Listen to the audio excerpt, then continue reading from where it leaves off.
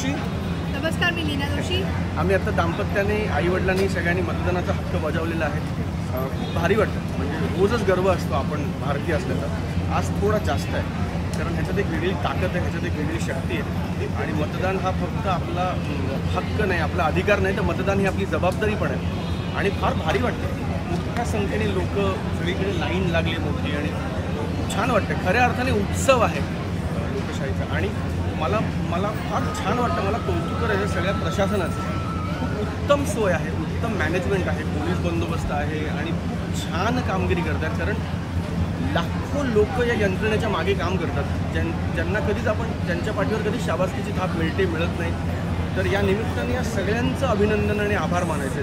या प्रक्रिया आमच्यासाठी सुलभ करणारी जी सगळी टीम आहे, मग पोलीस असतील, बाकीचे सगळे निवडणूक आयोगाची मंडळी असतील, ॲक्टिव्हिस्ट असतील, सगळे या सगळ्यांचं खूप अभिनंदन आणि आभार.